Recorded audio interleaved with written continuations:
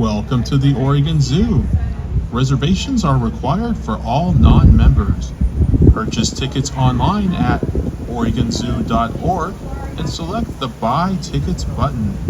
Please have your tickets ready to scan and provide supporting documentation for any specialty tickets.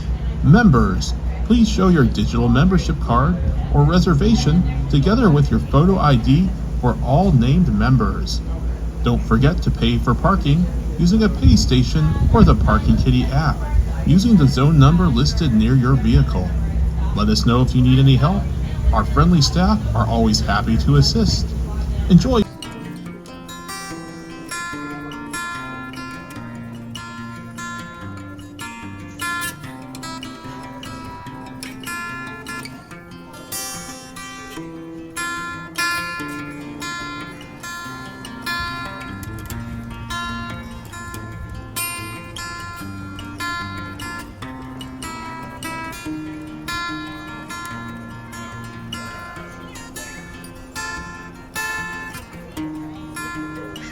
It's like this is my place.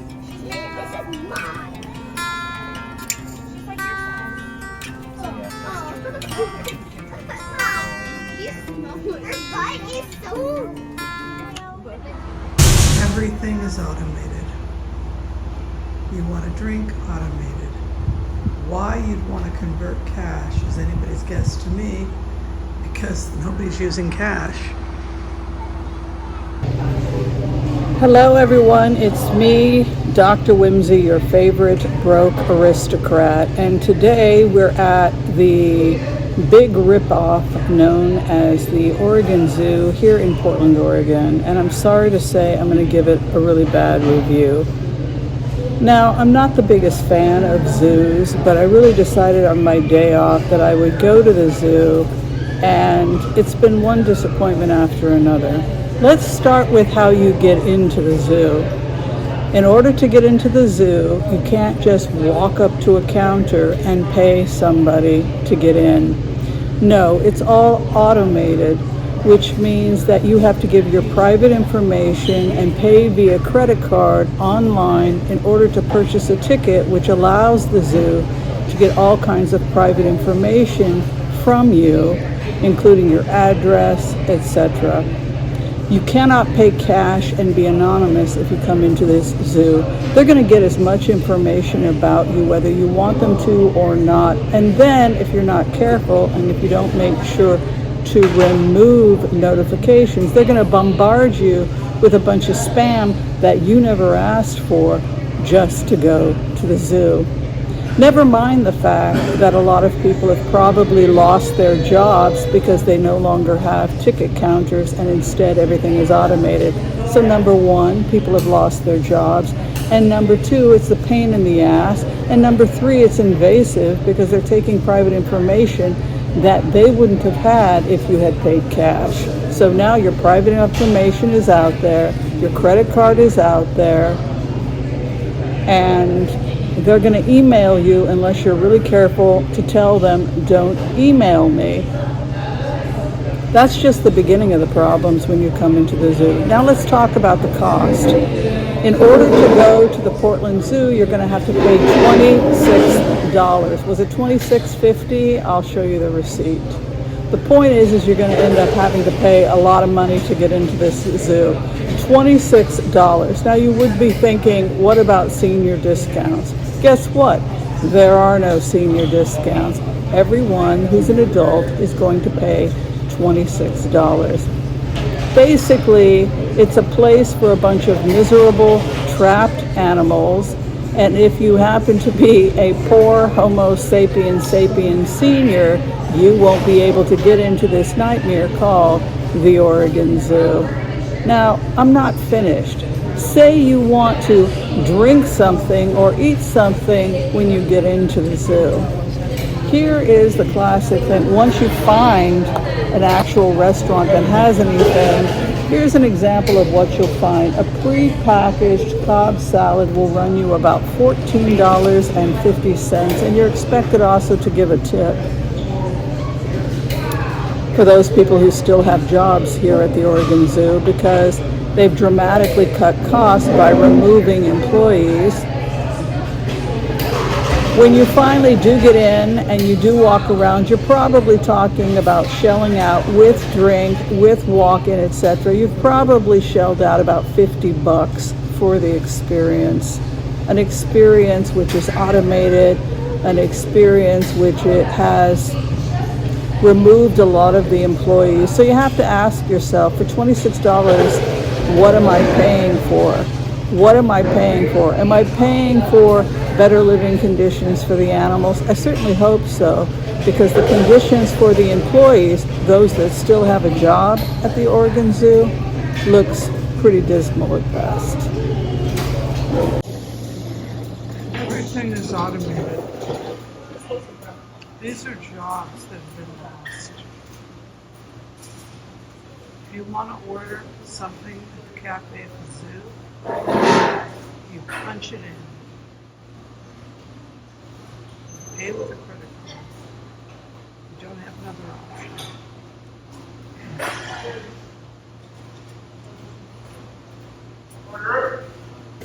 Pretty cool. He looks relaxed, doesn't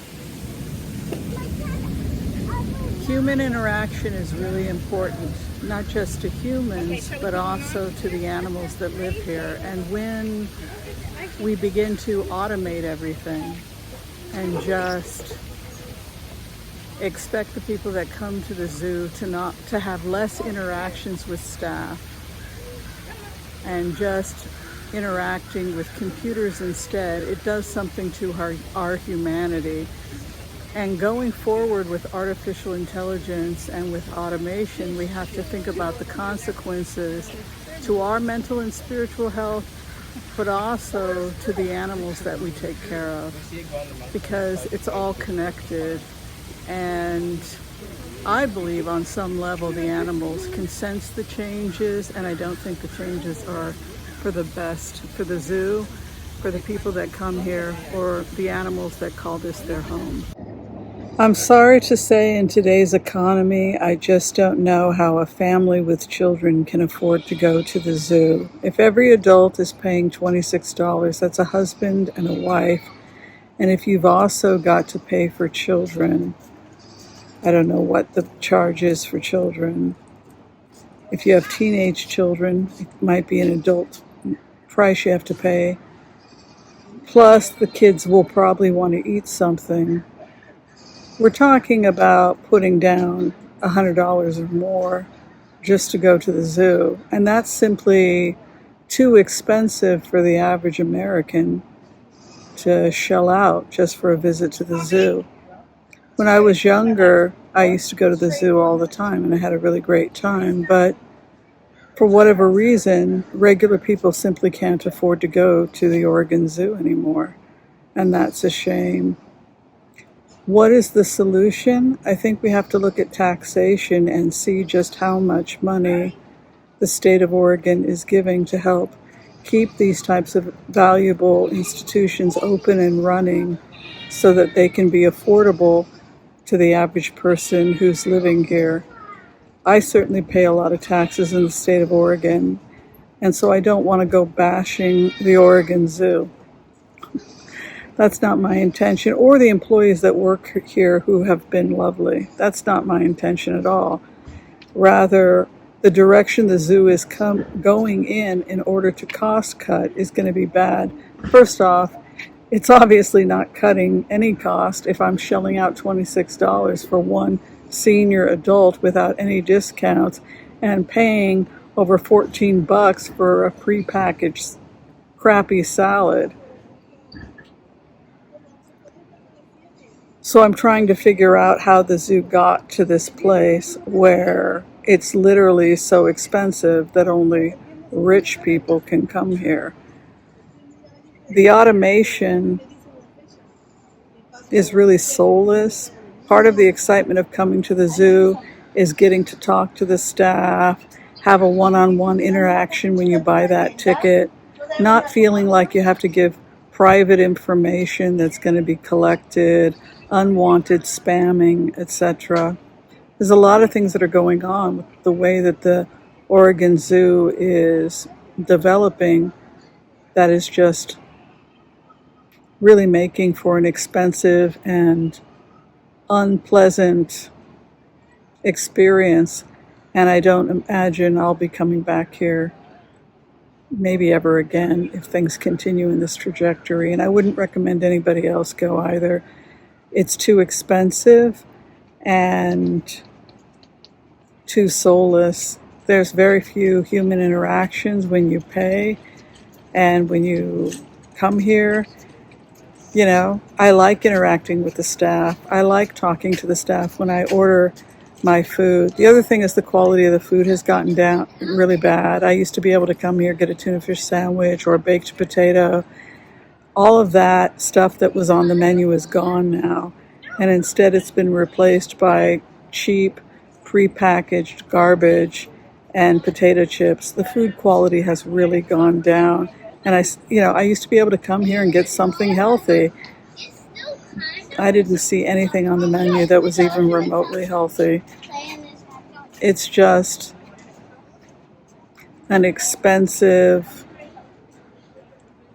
experience that's very soulless to me, with very few human interactions, people here to say hi and welcome you. You just show up and you pay online and